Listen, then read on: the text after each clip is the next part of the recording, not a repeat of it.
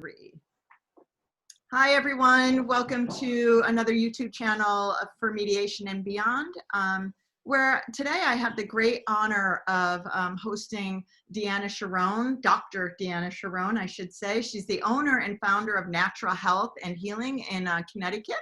She's a functional medicine practice that provides patients with a guided approach and individualized treatment plan and how to optimize our health. Really wanting to kind of focus in on that functional medicine piece. Dr. Cherrone is certified in functional medicine through the Institute for Functional Medicine. She's Therapeutic LifeStyle Change, Neuro-Linguistic Programming, Quantum BioFeedback, and she's also a certified Dream Coach leader, and I'd like to hear more about that. She recently completed her preceptor training through ILADEF, the International Lyme and Associated Disease Educational Foundation. Lyme disease, as we all know, living in the East here, it's a huge thing. A lot of people with problems with that. She lectures to a variety of different public and professional groups on the topics of nutrition, mind-body connection, detoxification, another area I'd like to touch on today, bioidentical hormone replacement, and thyroid disease. She's been honored with the distinction of top 10 holistic practitioners in Connecticut every year for the past 4 years. Actually, everything she talks about, we could have a whole just hour on each topic. But today I'm not doing that. We're just going to have more of a broader conversation. So thank you, Dr. Cherrone, for coming on. I really appreciate you taking the time to sit down with me. Well, thank you, Colleen, for reaching out to me and having an interest in getting to know a little bit more about what I do and what functional medicine is. And one of my missions is really to try and educate people more about functional medicine and about nutrition, because to me, food is probably one of the most powerful medicines that we have, the right kind of food. Yeah, that's the whole thing. You know, in reading, I came across your information in Natural Nutmeg, which is a magazine here in Connecticut. And one of the things that caught my eye really was this idea of functional medicine, because I'm like, well, isn't all medicine functional? Like we go to a doctor, isn't that kind of, we go to be better functioning? But I'd never really seen it written out like that. And so I'm sure it's been around for a long time, but can you like help me understand like what exactly is functional medicine? Sure. So functional medicine is very patient-centered, not disease-oriented. We look at the patient as a whole being of interconnected systems. And we also realize that each person is unique. And so there is no one-size-fits-all approach. And we have a lot of functional medicine testing that we do that allows us to look at each patient's unique biochemistry. And so with that information, we're able to give customized, individualized treatment protocols that include everything from food, nutritional supplementation, obviously looking at all the lifestyle pieces, because those are sort of the pillars of health. And so it's a very, wide-reaching focus, but with a very, microscopic lens on that biochemistry and kind of seeing what things are out of balance in your body that we need to address. So would someone come in with, so let's say I came in with, I'm having trouble sleeping. So if I came in and I'm with trouble sleeping, that is a true thing. If I came in with that, then it would be, you would take all of me and look at everything that comes into play, not only my age and stage of life, but what I'm eating, exercise, drinking, all of those things. And do you do like blood work and all of that obviously plays a role too? Do you look at, so you're looking at everything? Yeah, so the blood work that we do, I remember when my brother did it, he was like, wow, this is really amazing. It's all color coded. And he's like, I don't want to be in the red. And, so he's like, why don't other doctors do this? And I said, well, part of the reason is obviously I've trained in internal medicine. And so I've been in the conventional world of medicine, but moved into functional medicine just when I saw how, it just really was more in line with my values and how I wanted to address patient health. So, we look at these biomarkers that, and I know from my conventional medicine training that I did a whole other PhD, if you will, in functional medicine to understand and learn how I look at these biomarkers and then what I can do to address them. So it is taking blood work. We also do salivary hormone testing. We can look at your adrenals with that, your sex hormone levels. We do urinary testing, looking at different organic acid markers that tell us about gut health and neurotransmitter health and detoxification. There's urinary tests that we do for mold toxins because unfortunately, our environment has just gotten more and more toxic, and as we layer insult upon insult, that's why we're seeing more and more illness, because it's not only the mold, it's the chemicals, it's the EMFs, and all the different things that our body has to deal with and manage. And usually there is some sort of straw that breaks the camel's back. Sometimes it's an illness or a trauma or a loss that can trigger that illness. So it's important to even look at those pieces, because sometimes it requires work like you do, where you have someone that you're speaking to about what the trigger was, and addressing the psycho-emotional piece to it as well. So why wouldn't we just train physicians in general to treat everybody in this holistic manner? Like, why is there a separate division, if you will, of medicine? And I'm not trying to get into the politics of medicine, but I think it's interesting that to me sounds much more head to toe than just going in for a specific ailment and treating the ailment. And so instead of the root of something, but is there a reason that we just don't make it all the same, so everybody gets trained the same way? It's a very good question. I think it is kind of hard to break the patterns of, how we, even look at, just regular schools, and medical schools and residencies.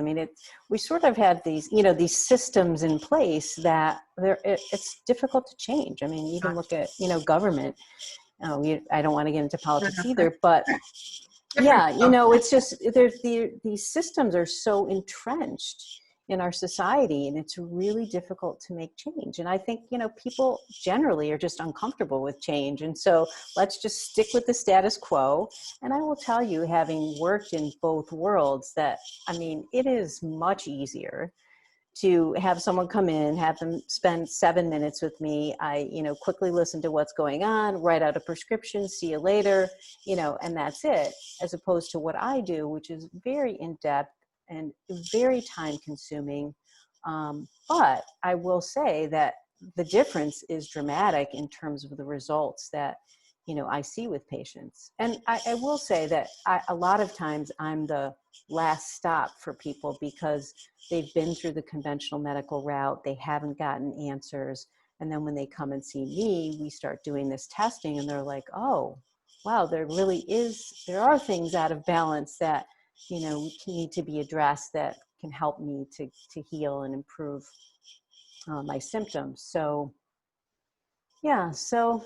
I get what you're saying. I get there's a systemic issue more than anything. Yeah, exactly. One of the things I found that caught my eye was talking about detoxification, and because I think that's so trendy, and so especially like this intermittent fasting or with these cleanses, and I'm going to detox my body, and I'm just drinking juice for 7 days, and so I wanted to just get your feedback on that, because I see it so prevalent with so many women and young women as well, which I'm not saying I'm not a fan. I don't think I know enough about it to gauge that.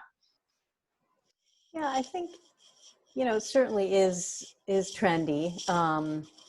I do think it's very effective. I think that it's probably best done with either someone like me, or even, probably better would be like a health coach that could kind of, walk you through. I have a couple in my office that work with patients, but it's, I think we also need to think about, in addition to detoxing the body with certain foods, we want to detox our thoughts and, and our mind. And it's a whole, it can be more of a whole body approach, and the environment. So looking at the air that you're breathing, the water that you're drinking, the personal care products that you're putting on your body, what cleaning products are you using or are you exposed to in your environment?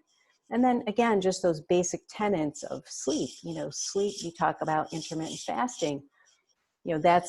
Sleep is a time when we do most of our detoxification, especially our brain. And so the intermittent fasting piece, I think, is a game changer for so many people, because it really prolongs that time from the last meal or snack of the day until you're eating. I mean, most people will skip breakfast or have a later breakfast, but you're not eating for 12 to sometimes 18 hours, depending on what you're trying to achieve. Right. And that just gives the body time. It stimulates this process called autophagy. And autophagy is really where the cells kind of do house cleaning, and they just clean themselves out. So it's very powerful in terms of helping with weight loss, sleep, everything, focus, attention. I do it personally, and I know that my ability to focus and, stay on task and not feel tired during the course of the day is really dramatically improved as a result of it. And it's also because I would imagine your body's not working so hard. Like it's in resting zone. Exactly. Right? Eating is a very energy intensive process. The body has to do a lot of things to break down that food. And when we don't chew well enough, it's got to work even harder to do that. So it's an energy intensive process that we kind of, if we shorten that window of eating, it definitely is shorting that energy that's expelled or used, if you will, to do that, that metabolism, the assimilation, breakdown of food. And do you, in your work, do you do, especially with food, because I think, food, there's so many things around food, your food sensitivities, and, finding out whether if gluten's a problem, if it's not a problem, wheat, corn, things that are harder to assimilate. But do you find that, and I'm not asking you to promote vegetarianism or not, but just there's been a lot of at least talk among people that I know in groups around the whole, we shouldn't eat meat not because of the animal that was in one generation, but now it's because it's just not good for our own bodies. And so I'm with the whole detox thing. That's kind of where it's coming back to that. Is there a truth in that, or from what you've seen in your medical field all these years? Well, first I'll say no one size fits all. I do think that animal protein is one of the easiest ways to make sure that you're getting enough protein. And if you're using clean, lean, healthy sources that are, grass-fed, sustainably farmed animals, that it's actually healthy for us, and it's also healthy for the planet. So, if you think about the fact that these animals have, their excretions that then fertilize our soil, that then becomes rich with micronutrients and other things that grow plants that have, are more robust, as opposed to, using chemicals that we spray that kill that microbiome in the soil, and then we're left with nutrient poor food. So I think That cycle of life, right? exactly. I mean, now the type of animal protein could differ for different people, in terms of fish, grass-fed beef, grass-fed bison, lamb, and then, your poultries want to be pasture ranged and organic, because I can't find a chicken in the United States that hasn't been fed some sort of grain or soy. And those grains and soys are, a lot of them are genetically modified. So you want to be making sure, if you're going to be eating those foods, that they're organic. So you're not getting those pesticides that are on the food. That would hold true then, Dr. Cherrone, what you're saying then, not only for the animals, but then that would hold true for eating organic vegetables and whatnot, so that they don't have the toxins or the pesticides on them as well. So it's not just about the meat protein, it's also about our vegetation, right, as well? Absolutely. I mean, I think that the unfortunate thing is that we can't control airflow. So even certified organic is not going to be 100% chemical free. But the bottom line is it's going to have a lot less. And again, it's just one of the layers of things that cause inflammation in the body that the body has to deal with. So the more that we can peel back those things that are causing inflammation, the better the body can manage, have energy for everything that we need to think, to breathe, to move, to manage stress. Everybody have some level of inflammation?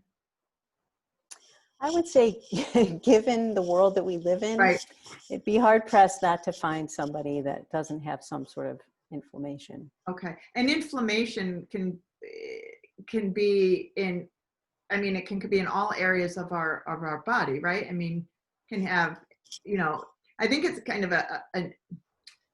a word that I think is overused and understood.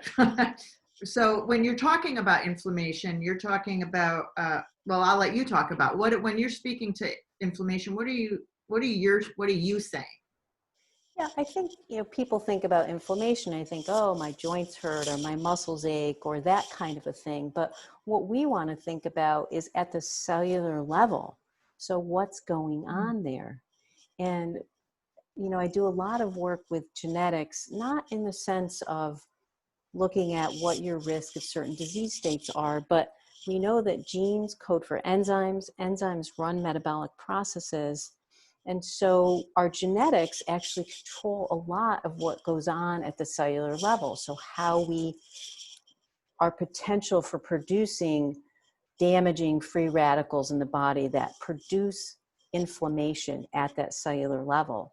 So the genetics allow us to look at, well, what variants do you have that potentially put you at risk of increased free radical production? Or on the flip side, do you have variants that affect your body's ability to produce the antioxidants to quell those free radicals? So it is really talking at the cellular level when I talk about inflammation and those, chemical processes that are going on. Because every time we breathe, we produce free radicals, and then the body has to manage them. Right. And so, again, we all have different potentials for how all of that is going on at the cellular level. Yes. Don't say that 3 times fast. Right? If you have somebody, like you have a young woman, let's say a 30-year-old, and she's wanting to lose weight, but really she's doing everything she can, but she's just not losing weight. Is that because there's something, when people will say, well, I have so much inflammation, I feel bloated, I can't lose weight, I'm exercising, I'm really eating okay. So what you're saying is there could be other genetic components going on there that no matter what this person does, that may not happen until you kind of connect the dots? Yeah, so I think that, again, when I always say to patients, there's many pieces to the puzzle. And Mm-hmm. so it's not, we usually don't have one thing that we hang our hat on. So we look at what are the nutritional imbalances? What are the hormonal imbalances? What's going on, obviously, psychosocially?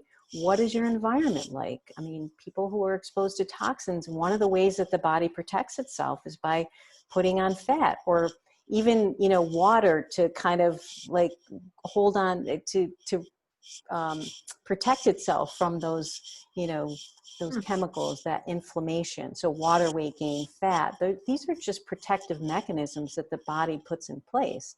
And remember, like I said, that, we have a certain amount of energy to do things, and weight loss is definitely going to go on the back burner if we're talking about just having enough energy to do the things for your body to survive. So if it's dealing with chemicals and stress and lack of sleep and poor foods, processed foods, lots of sugar, alcohol, prescription medications, not that I'm saying people would go off prescription medications, Sure, but sure. like over-the-counter medications. But these are all things that, again, sort of layer on that inflammation trail and just, make it difficult for people to lose weight, to get healthy. And so that's where we kind of work with each patient and on looking at all of those pieces, because they're so instrumental. People always think that it's, why are you looking at all these little things? Well, because each of those things just compile on one another. And if we can, peel back the onion, so to speak, on Right. each of these, we can, help the body get in a position where it has the energy to heal and repair and lose weight. And then, so if you have somebody who has I guess, genetic predisposition to, let's say, diabetes or overweight, like, but that doesn't mean it, because you have it in your family history, that doesn't mean that you still have to carry that, right? You can, I think sometimes what I think didn't happen was the family history didn't interrupt the process. Yeah. So, I mean, personally, I have a ton of obesity genes. And the woman that went through my genetics, she said, Deanna, the only reason that you're not obese is because of the way that you eat and exercise and manage your life. So what we know about genetics is that it's all about potential. It isn't Oh, you have diabetes in your family, you're automatically going to get it. If we have two people that have that same family history, and someone's out exercising and eating good food and managing stress and looking at their personal care products and sleeping well, they're not going to develop diabetes, maybe never, or very much later in life, okay. as opposed to someone who's sitting on the couch, eating sugar, not exercising, up till all hours of the night, not sleeping. So we have the power. And that's what I think is so wonderful about functional medicine, is that it gives the power back to the patient to understand that you have control over your health, so much so. And, I'm sort of the guide. The patients have to do the work. I just kind of tell them, this is what I'm seeing based on the testing that we've done, and these are the things that I need for you to do. And patients have great success when they're able to follow it. It's not always easy. And Well, I sometimes you think have that's people in your house that sabotage you. yeah. That is so true, right? That is so true. My daughter will be eating like this healthy meal, and then next to her, while her boyfriend cooks up some bacon, and it's like, that's not helping. But you have to have some fun with it too. But so the food thing, obviously, you spoke earlier, kind of at the outset, that the food is medicine in a good way. Yes. So I always say to my patients, if I could wave a magic wand over you and have you eat the food that would be most health promoting, it would be real food that comes directly from nature. So fruits, vegetables, nuts, seeds, again, grains, they were introduced into our diet much later, in the past 10, 12,000 years.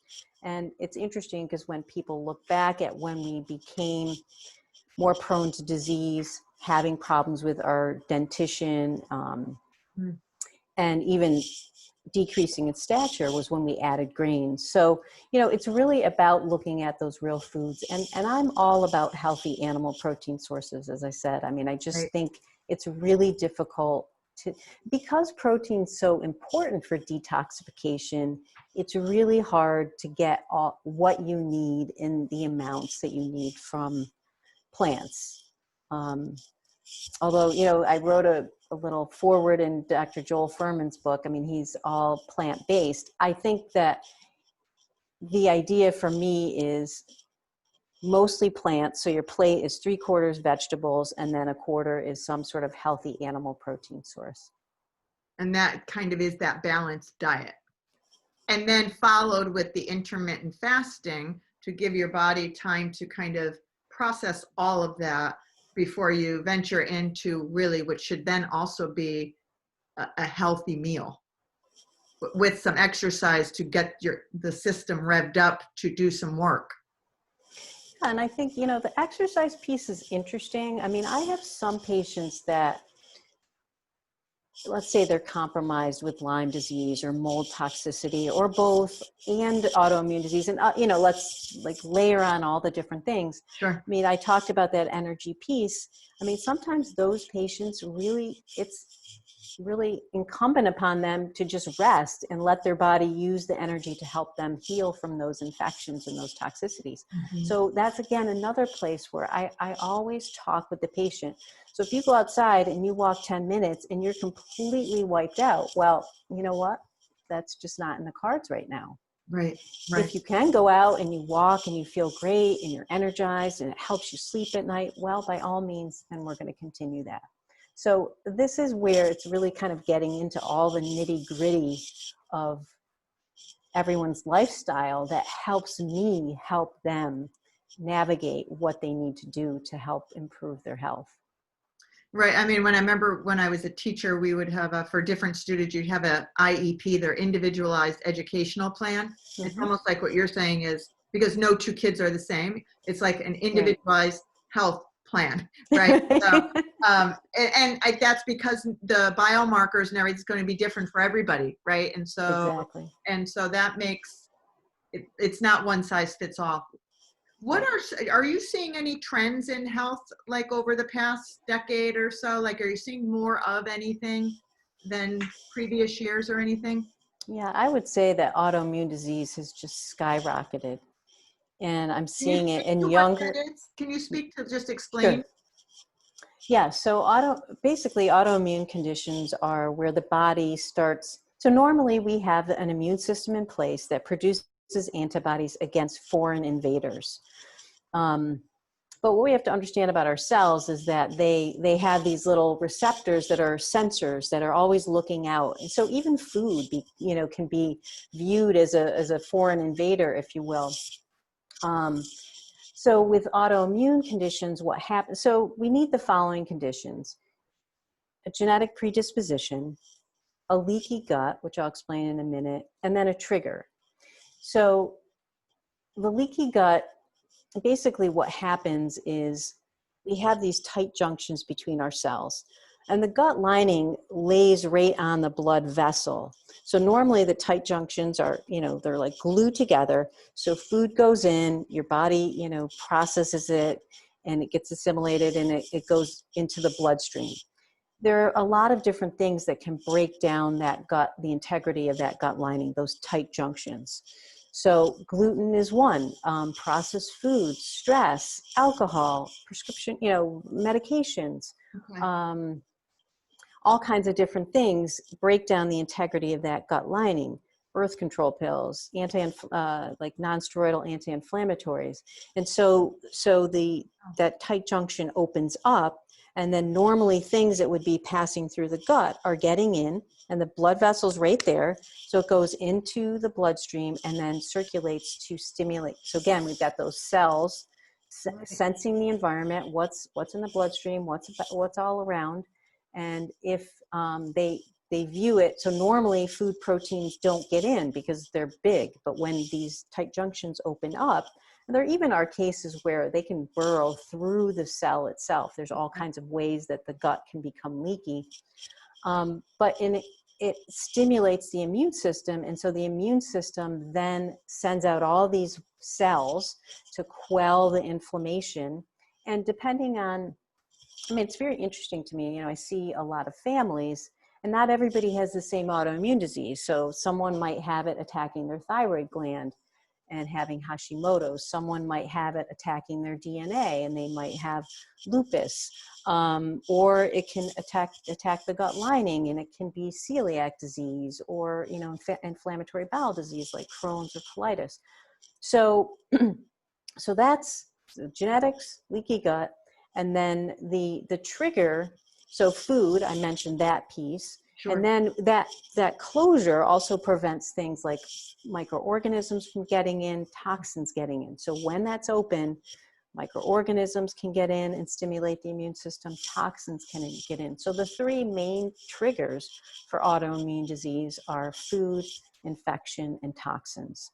And so again, when I'm seeing someone in front of me and I see that they've got autoimmune disease, we start to look at all those pieces. And I literally tell every patient of mine with autoimmune disease that they need to be off gluten 100% forever for the rest of their lives, just because of how it just stimulates. Right. It has the potential to really stimulate that leaky gut and just perpetuate that autoimmune condition. Now, in conventional medicine, you're taught it doesn't go away. Now, I've been able to see patients' antibody levels go down, some even completely reverse, depending on how high they are, with the therapies that we institute, with food, with nutritional supplementation, with all the lifestyle pieces. So it's... can I ask, Dr. Cherrone, is alcohol considered a toxin? Yes. Okay. Because you're saying toxins, I think a lot of us think like, the spray we're using to clean the counter, all those kinds of things while we're drinking our glass of wine, or, you're using a very healthy spray to clean your counter while you're drinking your glass of wine. So I'm thinking, I think alcohol, like I know, listen, everyone enjoys a glass, not everyone, many people enjoy a glass of wine or whatever their drink is, but I never think if you wake up with a headache, or I'm not saying you have to be hung over. I'm just saying, like, I'll have a glass of wine and I'll wake up with a headache, hands down. And I'm like, that's my body telling me something. Exactly. Right? And I should probably listen to that. But that can affect people with autoimmune, right? Right? Yeah, I think, we want to just understand that the liver has to detox a majority of the toxins that come in, alcohol being one of them. And so when it's already congested or overworked, if you will, because of all the chemicals that we're exposed to, the processed foods, alcohol can be, again, just one of those things that just can tip the scale. So, I would say that it's again, one of those things where I have a conversation with people, and usually it's, can we get you down to doing less? Some people have to go completely off because they just cannot, their body's not in a position where it can manage it. So again, everybody is different. Yes. But no matter how your body takes that in, it's still considered a not good thing for our bodies. Yeah, I think, again, I know you don't want to be black and white on it, right? I just think that the best way to think about it is that our body has to process, the liver has to process it, and process it like a toxin. Obviously, everybody talks about the resveratrol in wine and how good and everything it is for you, but there are other ways to get it. And sometimes the alcohol has to go on the back burner, or, be reduced significantly, because it is a piece of, again, a stress on the body that the body just can't manage. Gotcha. And do you have your own theory or anything about why you're seeing an increase in autoimmune disorders? Yeah, I think I really do think a lot of it has to do with all the processed foods. I'm seeing it in 4-year-olds. Oh, wow. It's unbelievable to me. I mean, it's pretty rampant. I think that, so like I said, food, infection, toxins. So tons of processed foods. I mean, even if you look at the kids' menu when you're at a restaurant, you can see that there's really nothing that's healthy in there. So we start off our kids eating very poorly, and we set them up for down the road having issues with, all disease and obesity, because we're not teaching them how to eat and how to nourish their bodies with proper food. Yeah, So well, it's always chicken fingers, hot dogs, and a cheese. mac and cheese. And mac and cheese. There you go. And pizza, yeah. Yeah, that's kind of the kids' menu. So you're absolutely right. I mean, that's, no matter where you go, it's the kind of that same cheap menu. So it's not healthy and good for their bodies. It's fun. Yeah. And, I mean, I think that's one of the hardest things, is because, let's face it, I mean, I know when I started this whole journey, my kids were 6 and 3 maybe. And every time I'd come back from a conference, they'd look at me and they go, "What are we getting rid of now?" What change are you creating in the house now, Mother? There had to be a lot of negotiation, because let's face it, when they went to friend's house, they wanted to be able to eat. I mean, my younger son will tell you, he would go to his friend's house all the time to eat, because he wanted to be able to eat that kind of food that wasn't available in my house. So it's a challenge. It really is. And I even remember when my kids were in elementary school, one day my older son came home and he was like wired off the wall, just like so I called up and I said, what did you feed the kids today? And she's like, "Oh, well, we fed them, they had Oreo cookies." And I'm like, "Oh, okay."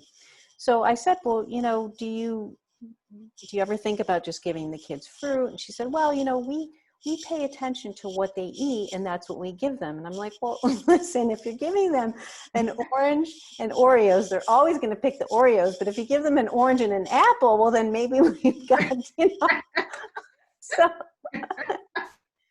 I started to talk to some of the parents about this, and I tell you, it was so frustrating, because they basically said to me, "Listen, I don't care what my kid eats as long as he or she eats." And I was like, so I was like the lone man out. I wasn't going to get people on board with me about this, but it's just so powerful. And so, we start the kids off eating these types of foods, and it's just gotten worse and worse. I mean, you look at all the ads for all the processed man-made foods, and they just are calorie rich, nutrient poor. And we wonder why, kids can't focus in school, or they have psychological issues. And well, it's just like all the energy drinks as well. Yes, it's the food we chew, but it's also what we drink. Oh yeah, and absolutely. Everything is laden with sugar and chemicals. Yep. Yes. Yep. So a new mom, if a woman is watching this and she just had her baby, or she's going to have a baby, really, you would say start get the food right at the beginning, because it's probably much easier to do it from the beginning than to try to do it down the road. Right? Yeah. I mean, even, with my kids being as young as they were, it still was a struggle, because they'd had the stuff already, and, to kind of make the change. So, yeah, I mean, I think if you can start early on, and, I think it's so interesting to see, I mean, there's all kinds of women doing all kinds of amazing things, paleo moms, not really keto, but, some of the keto options are nice because they're low sugar and they're using real ingredients.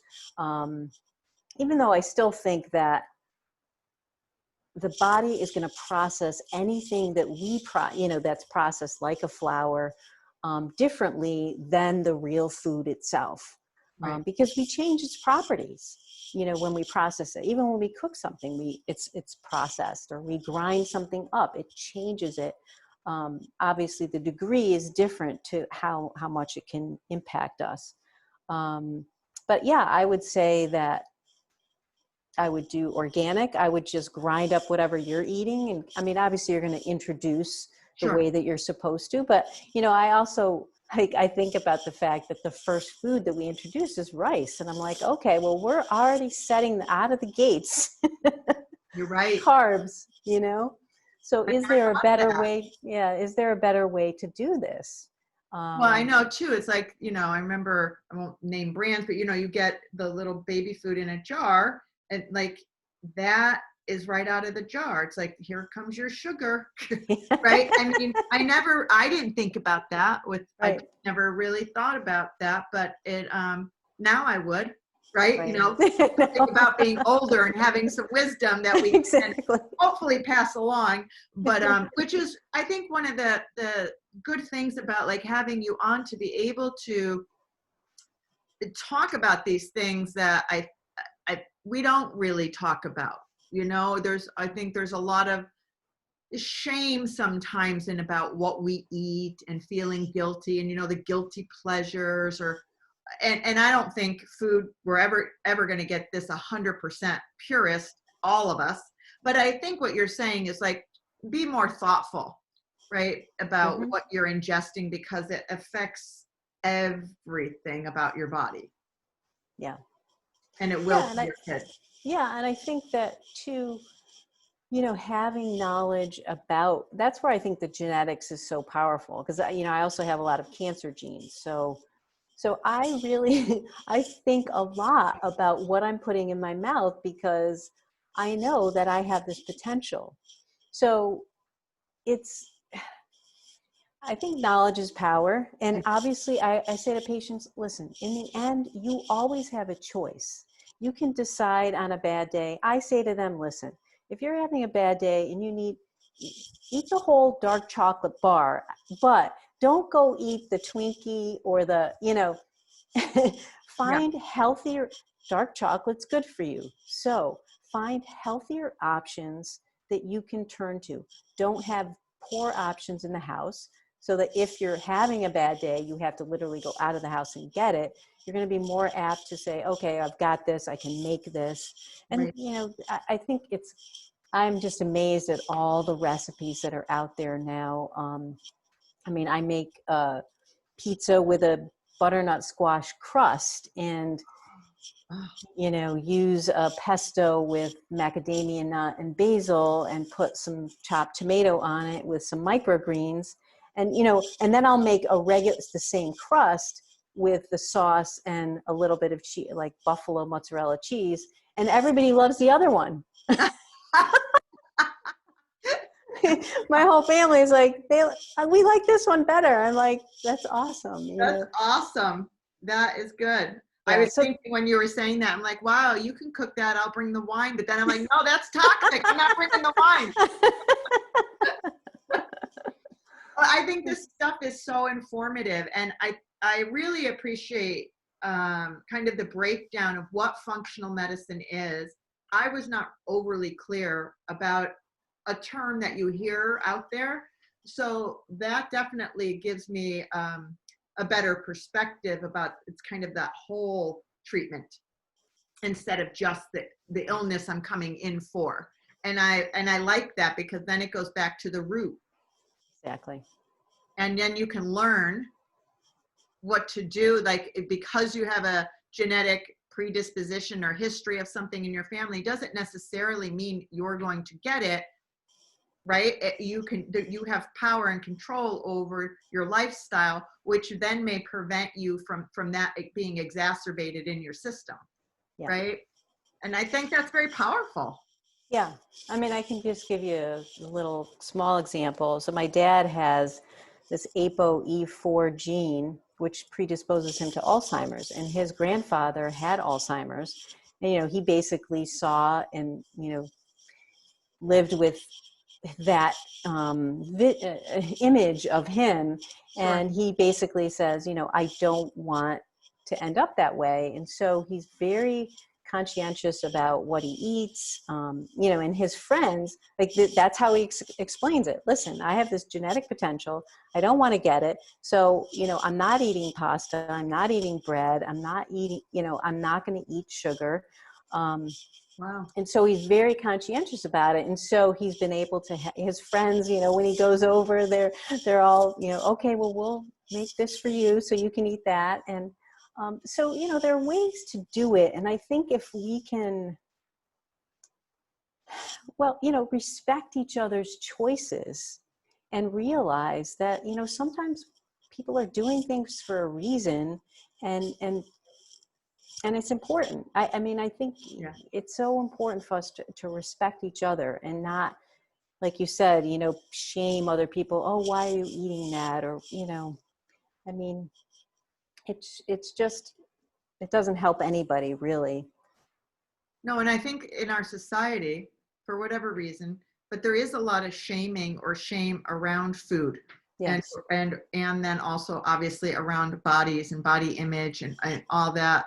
And I think that's the last thing, you know, that we need to be doing to each other is shaming us around something that really is our own best friend if we use it right.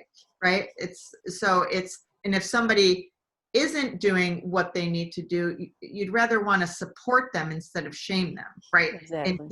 And so I think this is why this becomes a teaching tool for people, and a different way for them to look at, not, you know, themselves and others. And so I really appreciate you taking the time to come on. I mean, I have so many topics to talk about with you. So if I'd love to have you back, because I just think you're like a wealth of information, and I really like how you lay it out in like layman's terms so that it's understandable, you know, and that makes for good teaching. So thank you for that today. I really appreciate it. Oh, my pleasure. This was an honor to do this. I love educating people. Mm-hmm. You know, that's one of my goals. So I'm happy to come back and talk on whatever topic I would you love like. that, because there are so many topics, and like even when you're speaking about the autoimmune for our younger generation, it's like I had no idea like that was out there. But then how you can connect that back to lifestyle is, I think, so significant. And I think you know, that's an area where you can really make an impact about teaching young families that they can do it differently. And I think sometimes we just don't know, and then we just don't know how. And I know you said you have health coaches in your office, which is like, so you have the whole team in place to support people. Right. Do you work with people who don't live in the state? Can people work over Zoom with you or things like that? Is that an option? Yes. We're doing a lot of telemedicine. Okay. Yeah. And there are some people that want to be seen in person. So I do that. That's really the exception more than the rule these days. Right. So I'm going to put your contact information in the YouTube details. There's a section that describes what we talked about and then I'll put your contact information in there for anybody that would like to reach out to Dr. Cherrone about the work she's doing and the help that she can be. Please subscribe to the channel and look for her information and reach out. So I'll make sure that's on there for you, and then we'll be back in touch. That sounds great. Yeah, thank you, Colleen. So much. My pleasure. My pleasure. Enjoy your weekend. I've really enjoyed this. Thank Take you. care. You Bye-bye. too. Bye-bye.